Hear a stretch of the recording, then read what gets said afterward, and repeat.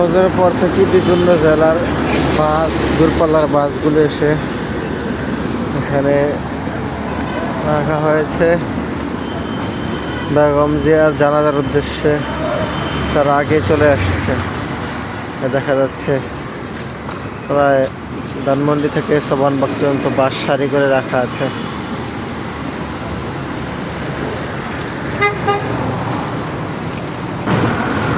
কেউ হালুয়া রুটি খাচ্ছে। যেটা দেখা যায় চট্টগ্রাম ফেনী থেকে আসছে। পরিষ্কার পরিচ্ছন্ন কাজ চলছে।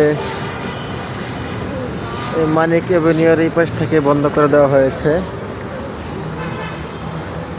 এই ফজরের পর থেকে নেতাকর্মীদের চলাফেরা দেখা যাচ্ছে।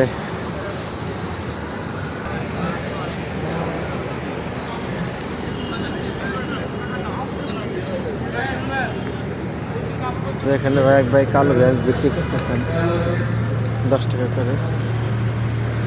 জানাজা লাইভ দেওয়ার জন্য মনিটরিং তৈরি করতেছে মানিক এভিনিউতে। একটু পর পরে মনিটরিং দিচ্ছেন।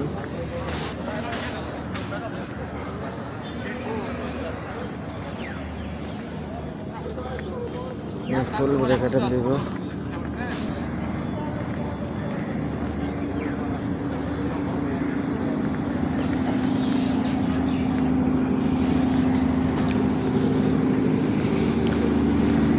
এই মেশিনগুলোর সাহায্যে মনিটরগুলো চলবে, মাইকগুলো চলবে।